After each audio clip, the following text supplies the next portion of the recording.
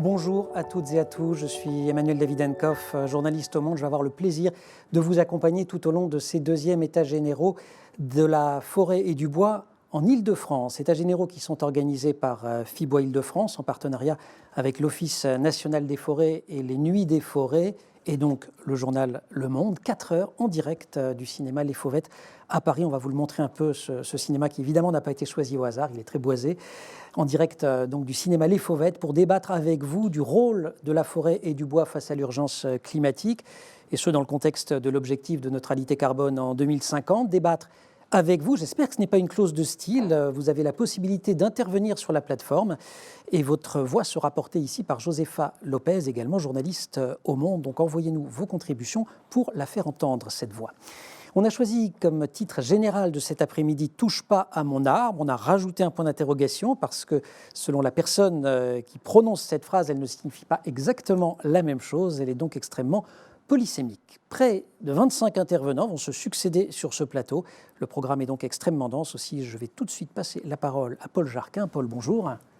Bonjour Emmanuel. Président de FIBOis Île-de-France, pour l'introduction de cette journée. Alors Paul, indiquez à nos téléspectateurs pourquoi ces États généraux, qu'en espérez-vous ?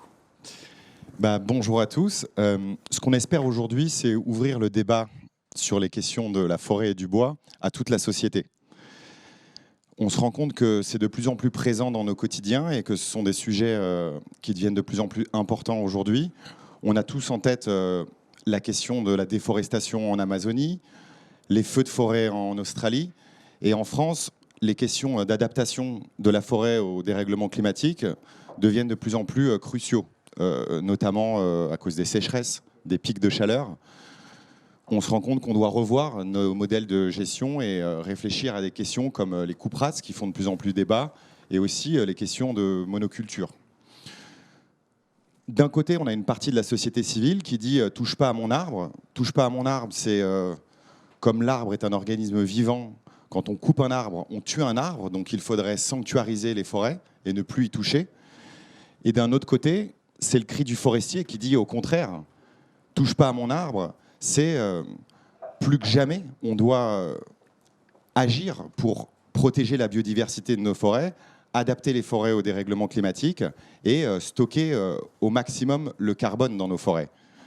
On doit construire nos maisons en bois, on doit fabriquer nos mobiliers à partir de ce matériau noble et aussi, comme on l'a toujours fait, utiliser cette ressource pour nous chauffer.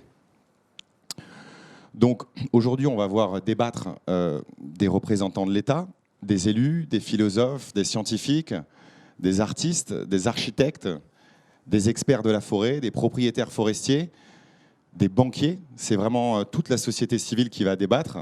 Et on espère que ça permettra de créer une intelligence collective et que cette intelligence collective elle va nous permettre de prendre les décisions courageuses aujourd'hui pour la forêt et aussi poser, planter, je pourrais dire, une vision pour le futur. C'est vraiment ça l'essence des États généraux. Et avant de commencer le débat, je vais remercier le préfet Molina qui représente l'État et qui va débattre avec nous, Alexandra Dublanche qui est la vice-présidente de la région Île-de-France qui est en visio et aussi qui est là. Bien sûr, remercier Le Monde avec qui on a co-organisé et coproduit cet événement, l'Office national des forêts, partenaire de l'événement, et l'association Les Nuits des forêts. Merci beaucoup, Paul. Alors, c'est formidable parce qu'en fait, vous faites même les transitions pour moi. C'est un partenariat qui marche. Pierre-Antoine Molina, bonjour. Vous êtes préfet, Paul Jarquin le disait, secrétaire général aux politiques publiques de la préfecture de la région Île-de-France. La voix de l'État donc, mais on parle de l'Île-de-France ici et ce sont des États généraux de la forêt et du bois en Île-de-France, même si on parlera peut-être d'autres questions qui affectent la forêt ailleurs qu'en Île-de-France. Quelles sont les spécificités de la forêt francilienne ? Merci Emmanuel Davidenkoff, merci au président Jarquin. Quand on pense à l'Île-de-France, on ne pense pas d'abord aux forêts. Et pourtant, la forêt couvre 23% de la surface de l'Île-de-France. Nous avons 270 000 hectares de forêt. Lorsque les franciliens pensent, eux, à la forêt, ils y pensent d'abord comme un lieu de respiration. Ce qui met l'accent sur ses fonctions récréatives. On aime aller en forêt pour se promener, trouver un bol d'air. Et même dans ces périodes de restrictions, il m'est arrivé de regarder quelles étaient les forêts qui étaient situées à moins de 10 km de chez moi et d'y passer une partie de mes week-ends. Mais la forêt, c'est plus que ça. C'est aussi des fonctions environnementales pour la biodiversité, le climat.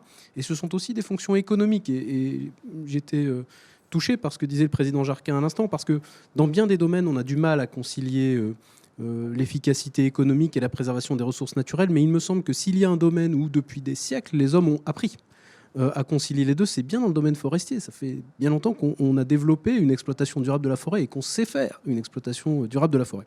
Alors quel est le rôle de l'État dans ce domaine ? Ces forêts franciliennes, on veut d'abord les protéger. De plus en plus, on le label forêt de protection. L'enquête publique sur la forêt de Bondy démarre la semaine prochaine. Il y a déjà 64 000 hectares qui sont protégés et d'autres vont suivre sur les autres massifs forestiers. C'est promouvoir cette multifonctionnalité de la forêt, récréative, environnementale et économique. D'abord, à travers du rôle de notre opérateur, l'ONF, que vous avez cité, qui est partenaire aujourd'hui. Aussi à travers nos partenariats avec la région. Je salue la présidente Dublanche. Nous avons le plan régional pour la forêt et le bois 2019-2029. Avec la métropole du Grand Paris, nous avons une feuille de route triennale qui doivent nous permettre de promouvoir ces différents usages de la forêt. Et puis soutenir l'interprofession, soutenir FIBois avec l'action de nos directions, la DRIAF, la DRIEA, soutenir aussi plus généralement la filière. Nous sommes dans le contexte du plan de relance. Le plan de relance consacre 200 millions d'euros au plan national à la forêt et au bois, 45 millions à la filière, 155 millions au renouvellement forestier. Le préfet de région était ce matin en forêt de Montmorency pour illustrer une des actions de la relance qui est d'aider ce massif à faire face à la maladie de l'encre du châtaignier. Je me permets une petite question, puisque vous évoquez ce plan de relance, ce fonds forêt de 200 millions d'euros. C'est à la fois précis, 200 millions d'euros, et pardon, mais ça peut paraître totalement abstrait aussi. C'est une somme qui dépasse notre perception. Est-ce qu'il y aura des conditions d'attribution des différentes parties de ce fonds-là, et notamment pour préserver ce que vous venez de décrire, c'est-à-dire cette diversification de la forêt ? Alors, 200 millions d'euros, c'est la totalité. Ça recouvre une variété d'actions, vous avez raison de le souligner. 45 millions pour les filières à travers la cartographie et un partenariat avec l'IGN pour avoir une meilleure connaissance des ressources, l'Institut géographique national, pour avoir une meilleure connaissance des ressources forestières, à travers un appel à projets pour permettre de soutenir des projets innovants dans le domaine du bois et à travers aussi le soutien à l'activité des scieries notamment. Et puis 155 millions de renouvellement forestier qui doivent permettre aux propriétaires publics et majoritairement privés. D'ailleurs, la forêt francilienne est aux 2 tiers privée. Nous avons des très belles forêts domaniales, mais nous avons 2 tiers de forêts privées. Il faut que ces propriétaires publics et privés aient la possibilité de faire face, de lutter contre les menaces auxquelles les forêts sont actuellement confrontées. Je citais l'encre du châtaignier pour la forêt de Montmorency. Je vais donner la parole dans quelques instants à Alexandra Dublanche qui est avec nous en visio. Une dernière petite question. On va beaucoup parler, notamment dans la fin de ces états généraux, du pacte bois biosourcé qui a été signé le 5 novembre dernier. C'était sous le haut patronage du préfet de région. Il y a donc des engagements pour la construction de bois. Qu'est-ce que ça représente pour l'État ? Les engagements, ils sont très clairs. Ils ont été consignés dans le pacte pour le bois biosourcé. Ça doit nous permettre de consacrer 1,2 million de mètres carrés doivent être construits en bois, 300 000 mètres cubes. Et les partenaires du pacte s'engagent à utiliser le bois pour 40% de leur construction et de leur rénovation. C'est donc des éléments particulièrement ambitieux. Merci beaucoup Pierre-Antoine Molina. Alexandra Dublanche, bonjour. Bonjour.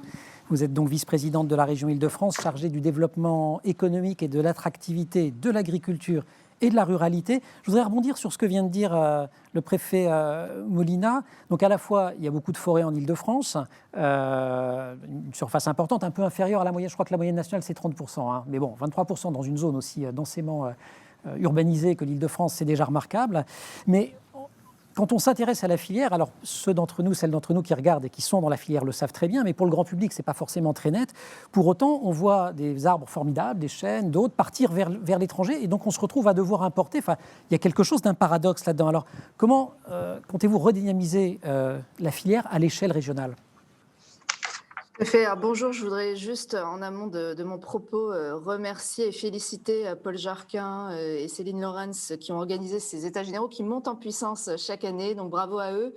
Il est fait, en effet essentiel dans notre région de sensibiliser encore davantage les habitants sur ces problématiques, puisqu'il y a peut-être parfois une moins bonne compréhension des enjeux de la forêt, avec une volonté de la préserver encore davantage, mais sans comprendre qu'il faut également l'entretenir. Donc ces événements destinés aussi à tous les Franciliens sont très importants, et je salue aussi la qualité de tous les intervenants qui viendront après, et Monsieur le Préfet, bien sûr. Alors effectivement, la question que vous posez, c'est sur les circuits courts, en gros, dans la filière forêt-bois. Nous, en lien avec l'État, avec Valérie Pécresse, depuis 4 ans maintenant, on porte une politique ambitieuse en faveur de la filière forêt de ce sujet. Donc, à travers cette stratégie pour la forêt et le bois, qui est issue d'une large concertation avec tous les acteurs, dont beaucoup sont là aujourd'hui. Et effectivement, l'objectif, c'est de faire de cette filière à haut potentiel un pilier de la relance économique et de la transition écologique en Île-de-France, en intégrant à la fois, enfin vraiment de l'amont forestier à la construction, tous les acteurs de la filière. On est en Île-de-France confronté à une réalité assez dure, qui est que la transformation du bois, et le préfet en a parlé en parlant des scieries, j'en dirai un mot, a quasiment disparu du territoire francilien. Sur environ 100 000 mètres cubes de bois d'œuvre exploités, il y en a seulement 1% qui est transformé en Île-de-France, que vous disiez un petit peu dans votre question. Donc nous, on agit à plusieurs niveaux. Au niveau de la région, déjà pour reconstituer cette capacité de transformation du bois en Île-de-France. Donc on a, puisque vous voulez qu'on soit très concret, on a soutenu des projets industriels, par exemple en Seine-et-Marne, une usine, d'ailleurs on me dit Seine-et-Marne, mais en fait non, je crois que c'est en Essonne, l'usine Wallup de murs de béton de chanvre, donc via nos aides à l'innovation. Donc c'est pas que le bois, c'est les matériaux biosourcés. Il y a également la dernière scierie d'Île-de-France qui, elle, se situe en Seine-et-Marne, la scierie Reuser, qu'on a également accompagné dans sa transformation, sa modernisation, récemment à hauteur de 800 000 € dans le cadre de notre plan de relance régional. Et on est en train de mettre en place aussi un dispositif de soutien aux petites scieries pour mettre en œuvre des projets de modernisation afin de maintenir ces emplois et de tripler les capacités de transformation. D'ailleurs, la scierie Reuser, j'ai une pensée pour elle, puisqu'il y a un incendie qui a eu lieu il y a un mois qui a mis l'usine à l'arrêt, donc on suit ça très attentivement. Par ailleurs, en janvier dernier, on a lancé un appel à manifestation d'intérêt pour aider l'implantation d'unités industrielles de produits biosourcés qui soient destinés au marché francilien de la construction. Alors, avec tout un tas de partenaires, la BPI, la Banque des Territoires, les PFIF, etc. Je ne vais pas tous les citer. Là, on veut accompagner des porteurs de projets pour environ 5 millions d'euros, donc à la fois sur de l'investissement, sur le financement d'études, sur la recherche de foncier, et une véritable attractivité de l'Île-de-France. On l'oublie et on n'y pense pas forcément, mais sur ce secteur. Et d'ailleurs, les projets qui ont été déposés pour cette AMI, ça représente à peu près 30 millions d'euros d'investissement et 800 emplois directs créés. Dernière chose, puisque c'est vraiment ce moment que c'est en train de se passer, on attache également une grande importance au fait de favoriser la ressource locale pour leur grande valeur patrimoniale, c'est-à-dire les bois feuillus. Et donc, on a eu le privilège et la grande fierté d'aider à sélectionner 60 des plus beaux chênes des forêts régionales pour les offrir à la reconstruction de la charpente de Notre-Dame. Donc, ça fait 2 ans, comme vous savez, cette semaine que l'incendie a eu lieu. Et donc, ces arbres sont martelés, alors que nous parlons, par les forestiers de l'Agence des espaces verts, donc l'agence de la région, notamment en forêt de Ferrières, en Seine-et-Marne. Donc, c'est un magnifique symbole et on est vraiment très fiers.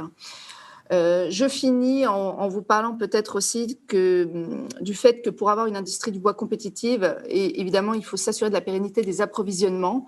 Or, on a des forêts qui sont menacées par le changement climatique. Il y a aussi d'autres problématiques, comme l'a dit Monsieur le Préfet, sur la maladie de l'encre, avec un tiers des châtaigniers franciliens à peu près qui sont touchés par cette maladie. Il faut s'attendre à des changements de paysage. Il y a une forte mortalité aussi du pin sylvestre du fait des sécheresses répétées.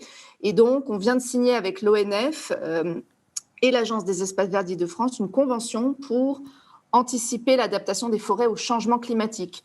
Donc, on vient de le voter il y a 2 semaines. On veut mener des expérimentations communes sur les effets du changement climatique sur nos forêts et les moyens d'y adapter nos massifs. Merci. Voilà, j'étais un peu longue, mais le sujet est important.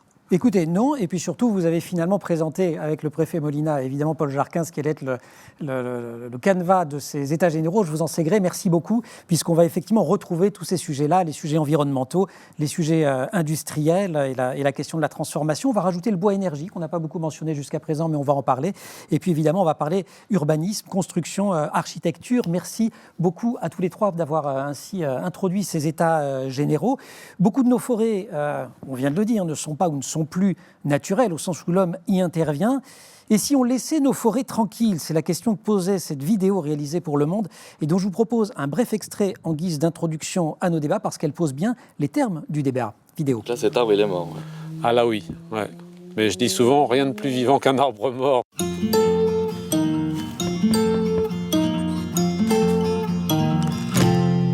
Et si on laissait nos forêts se débrouiller toutes seules? Là, je suis dans la forêt de Chizé, en Nouvelle-Aquitaine. Cet endroit, c'est un petit peu particulier parce qu'on pourrait dire que cette forêt est plutôt naturelle. Alors là, je vous vois venir, vous allez me dire, une forêt et des arbres naturels, est-ce que ce serait pas un petit peu logique?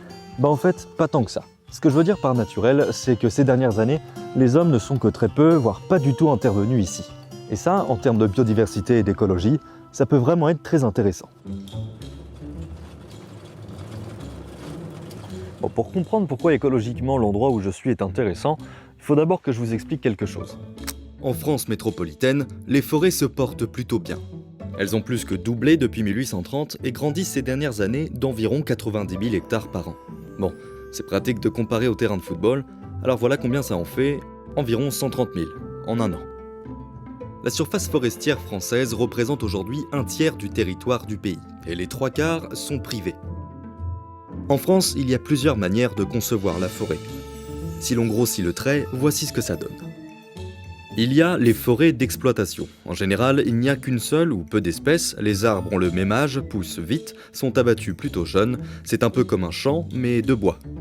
Ces forêts servent à cultiver le bois, à des fins utiles comme se chauffer, se loger, ou bien fabriquer des meubles et des objets.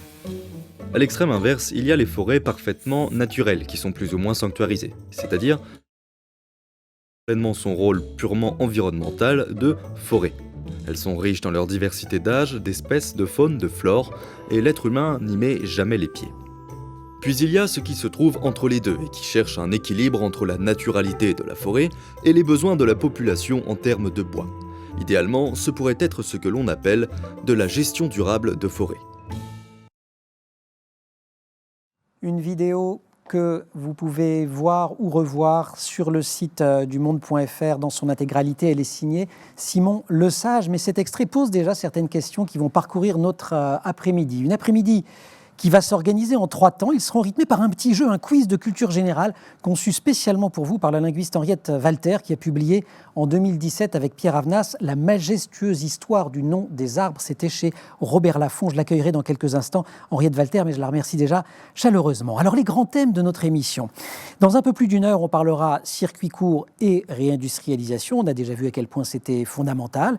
16h40, construction bois et ville bas carbone, ça a déjà été mentionné également. Mais pour l'heure, premier temps de ces états généraux, et le sujet a également été abordé, comment adapter la gestion forestière au réchauffement climatique. On va voir plusieurs séquences. Quel rôle pour la forêt privée? On posera la question à Rémi Fouché, qui est forestier, président Île-de-France de la Fédération des syndicats forestiers privés, qui va également nous faire la transition avec la deuxième partie pour parler notamment du bois énergie. Juste auparavant, on aura parlé des coupes rases. Faut-il en finir avec elles? Réponse en duo ou en duel avec Myriam Fournier et Mathilde Panot. La forêt, comment la voulons-nous? Est-ce qu'on la veut naturelle, comme dans la vidéo? Est-ce qu'on la veut productive, multifonctionnelle? Autre face-à-face, il opposera Claire Novak à Francis Allais. Mais pour ouvrir cette grande séquence, comment répondre à l'urgence climatique? Sait-on écouter les citoyens? On va en parler dans quelques instants avec Benoît Légué de l'Institut d'économie du climat et Muriel Pivard, qui faisait partie de la Convention citoyenne pour le climat. Et pour lancer le débat, Dominique Bourg, philosophe, professeur honoraire à l'Université de Lausanne, auteur de nombreux ouvrages, dont Le marché contre l'humanité, paru au PUF en 2019. Si je le cite, c'était juste après la candidature de Dominique Bourg à la tête de la liste Urgence Écologie aux élections européennes, liste qu'il portait.